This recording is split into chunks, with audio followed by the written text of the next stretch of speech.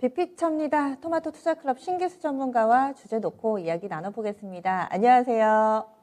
네, 안녕하세요. 신기수입니다. 네, 오늘 첫 번째로 다룰 부분은 바로 역시 FOMC입니다. 내일 새벽쯤에 결과가 나올 예정이라서요. FOMC 관전 포인트는 어떤 것들이 있는지 그리고 또 시장의 전망들 알아보도록 하겠습니다.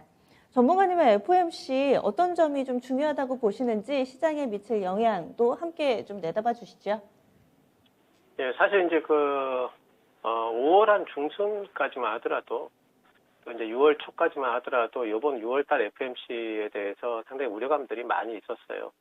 4월달 FOMC 회의록에서 보니까 테이퍼링 얘기를 이제 해야 된다는 논의들이 있었고, 그렇다면은 이번 FOMC 때는 테이퍼링 논의에 대해서 본격적으로 이야기가 나올 것 같고, 또 5월 달에 CPI라든가 이런 부분들이 상당히 좀 많이 올랐기 때문에 좀 매파적인 부분들이 나올 것 아니겠는가 하는 이제 그런 우려감들이 많이 있었는데, 근데 실제로 요즘에 보면은 이제 국채 금리가 소강 상태에 있는 걸 보면은 그런 테이퍼링 논의에 대한 어떤 불안감 같은 것들은 이미 이제 시장에 좀 선반영이 된 부분이 있는 것 아닌가 생각이 좀 되고요. 또 한 가지는 이제 그동안에 이제 FOMC에서 계속해서 연준 위원들이 했던 여러 가지 발언들이, 계속 비둘기파적인 어떤 그런 기조를 이어가고 있기 때문에 큰 불안감을 나타내지는 않고 있는 것 같습니다. 단지 이제 한 가지 좀, 관심을 가져야 될 부분은 뭐냐면은, 점도표가 지난 3월 달에 7대 4로 23년도 금리 인상을 가리키고 있었거든요. 근데 이 부분이 만약에 역전이 돼가지고, 5대 6 이렇게 해서 22년도 금리 인상으로 이게 땡겨지게 되면은, 그럴 경우에는 시장 충격이 좀 있을 것 같아요. 그래서 그 부분이 지금은 이제 점도표가 어떻게 나오느냐가 가장 최대 관심사일 것 같고요. 그 외에 다른 이제 점도표 외에 다른 부분들은 이미 시장이 예상하는 정도라서, 크게 어떤 부분들을 흔들림은 없을 것 같습니다. 점도표를 지금은 제일 관심 있게 좀 보셔야 될 것 같고, 국제금리 흐름을 보게 되면은 근데 빠져가지고 지난번 제가 이제 1.63 넘어가면은 그러면은 좀 위험하다 이랬는데, 오히려 지금 어제도 보니까 1.49, 1.5 부근에서 이제 마감을 했기 때문에 이제 연준에 대해 가지고 이번 결과에 대해서 상당히 좀 이제 비둘기적인 어떤 결과가 나올 것 아니겠는가. 적어도 점도표가 2022년도를 금리 인상을 가리키는 정도까지는 아니지 않겠는가. 이런 이제 그런 어떤 기대감들을 반영을 하고 있는 듯이 보입니다. 그래서 내일 아침에 이제 아마 성명서 발표가 있을 텐데 그 부분이 상당히 좀 중요할 걸로 보여요. 그러니까 이번 FOMC를 지나면서까지 미국 국채 금리가 잘 버텨준다면, 그 얘기는 이제 큰 상승을 안 하고 잘 이제 소강 상태로 머물러 있게 된다면은 오히려 시장은 이제 안도성 랠리가 또 나올 것 같고요. 그 안도성 랠리가 실적 시즌까지 지속이 된다면은 썸머 랠리라고 부를 만한 그런 이제 랠리도 또 한 번은 나올 걸로 보입니다. 또는 오늘 밤에 예기치 않은 어떤 이제 또 결과들로 인해 가지고 금리가 만약에 튀어버린다면은, 그러면은 이제 갑작스러운 또 깊은 조정이 또 나올 수도 있을 것도 같아요. 그래서 오늘 밤이 상당히 좀 이제 그런 기로가 아닌가 좀 생각이 좀 되고요. 시장은 그런 것들을 좀 관망 중인 걸로 보입니다. 10년물 국채금리, 미국의 10년물 국채금리 기준 라인 어떻게 좀 잡으세요? 10년 국채금리 기준 라인은 지금 이제 1.5 정도를 올라가면은 이제 경계 라인이 될 거고요. 1.6을 위로 이제 치솟아 버리면은, 그러면 조금 이제 이거는 공습경보다 좀 보시면 될 것 같아요.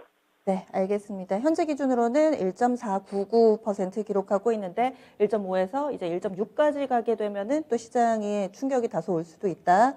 물론 점도표도 봐야 되는데 이에 따라서 먼저 반응이 나오는 미국의 국채금리에서도 힌트를 찾아주셨는데요. 그러면 FOMC 이후의 투자 전략, 내일부터는 그 결과를 받아들게 되니까 그 이후 투자 전략이 적용돼야 될 텐데요. 어떻게 세워야 될까요? 이제 보시면서 대응을 하셔야 되고요. 제일 이제 요즘에 제가 말씀드리는 이제 우리 전체 글로벌 시장의 신호등은 여전히 국채 금리입니다. 그러니까 국채 금리의 흐름을 보시면 방금 말씀드린 대로 1.5, 1.66 이런 선들이 돌파가 되게 되면은, 그러면 시장에는 분명히 안 좋을 거라는 부분은 이제 인지를 하고 계셔야 되겠고요.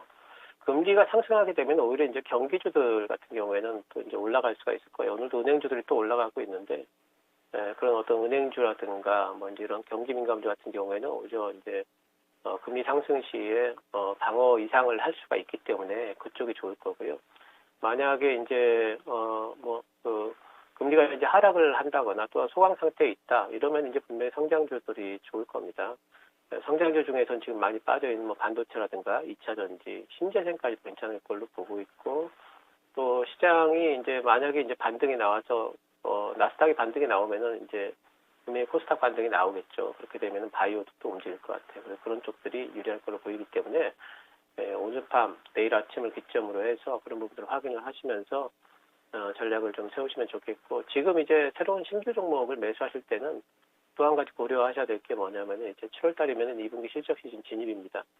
그래서 그런 부분까지 고려하셔가지고 실적이 2분기, 3분기 잘 나올 종목들, 또 이제 낙폭 과대주들 그런 것들 중에서 경기주나 성장주나 이런 부분들을 따져가면서 선택을 하시면 될 것 같습니다.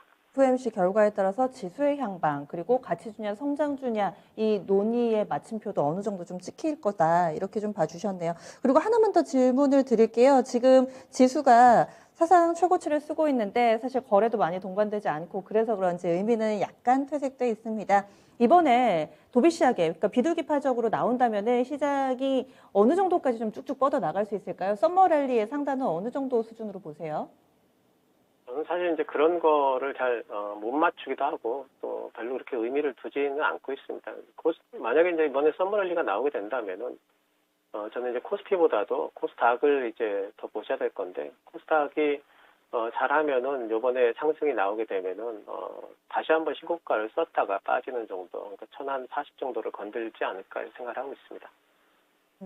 그리고 또 시야를 좀 좁혀봐서 섹터로 넘어가 보겠습니다. 지금 운수창고 업종지수가 강하게 오름세를 나타내고 있는데 해운 섹터 좀 점검을 해볼게요. 지금 페노션도 급등을 하고 있고 얼마 전에 이 CB 이슈가 있었던 HMM도 반등 흐름에 좀 동참하고 있습니다. 재상승하는데 이런 강세 의미 있다고 보세요?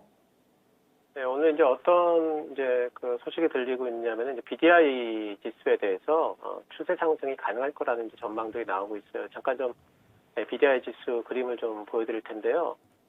BDI 지수가 요 근래에 좀 빠지다가 네. 지금 이제 다시 또 반등이 나오고 있어요. 그래서 BDI 지수 반등이 이렇게 이제 나오게 되면은 요게 이제 다시 반등이 나왔다가 다시 재차 하락을 할 것인가, 아니면 신고가를 낼 것인가, 이런 부분들이 상당히 좀 중요한데, 이번에 BDI 지수가 이제 하락하게 된 배경이 뭐냐면은 올라오다가 이제 중국에서 철강 규제를 하게 되면서, 이제 BDI라는 것은 건화물이기 때문에 원자재 운반선들이 많습니다.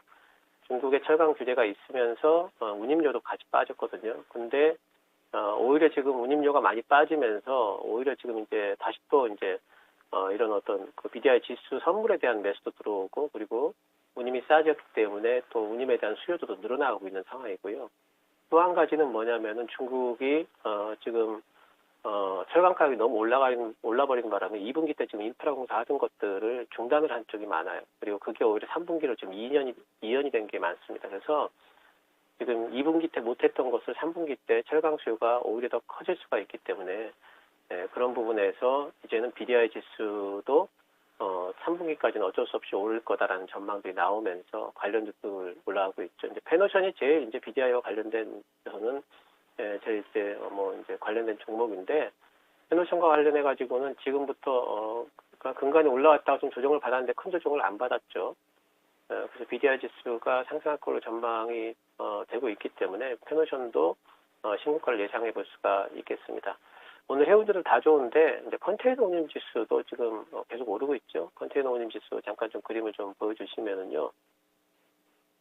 컨테이너 운임 지수는 일주일에 한 번씩 이제 발표가 되기 때문에 이건 6월 11일 겁니다. 보시면은 계속 오르고 있어요.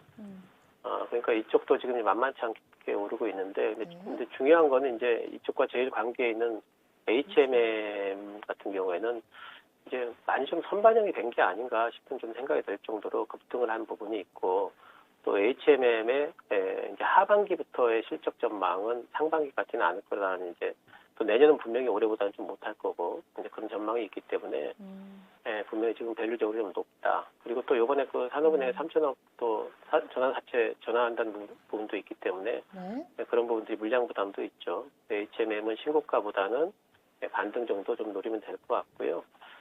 뭐 이제 그런 정도로 좀 그 움직임 좀 나오지 않을까 이렇게 생각을 해보고 있습니다. 페노션하고 BDI 지수 차트를 보니까 거의 뭐 동일하게 움직이는 것 같은데 HMM은 이쪽 상해 컨테이너 선 운임 지수는 직전 고점을 뚫고 계속 올라가는데 HMM은 살짝 좀 꺾여 있는 그런 움직임도 확인이 되네요. 그렇다면은 지금 말씀 가운데서 페노션이 더 좋아 보인다라는 의견이세요? 해운주들 투자 전략 좀 세워주세요. 예, 해운주 중에서는 이제 지금 신규 접근 가능한 거는 이제 페노션으로 보고 있습니다. 아무래도 이제 실적이 하반기 때 상반기보다 더 나아질 수 있고 또 아직까지는 상대적으로 지금 HMM 같은 컨테이너 관련주들보다는 좀 덜 올라간 것 같아요. 밸류적으로도. 페노션이 지금은 신규 접근이 가능할 걸로 보고 있고요. 신고가 가능할 걸로 보고 있습니다. HMM은 신규 접근보다는 보유하신 분들이 이제는 좀 반등이 나올 적에 조금씩 물량을 좀 줄여가는 그런 전략이 더 좋을 것 같습니다. 네. 페노션은 신규 접근이 가능하다. 이렇게까지 의견을 주시는데 그러면은 오늘 두 가지 주제를 놓고 이야기 나눠봤습니다. 오늘 큰 그림 그려주세요. 예, 오늘은 뭐 FOMC 결과를 확인을 할 필요가 있다. 이렇게 네. 이제 말씀을 드리고요. 아까 말씀드린 전략대로 FOMC 결과에 따라 가지고 시장이 상당히 좀 기로점에 놓였다는 부분들을 확인을 하시면서 이제 대응 좀 해보시기 바랍니다. 네, 오늘 말씀 고맙습니다. 감사합니다.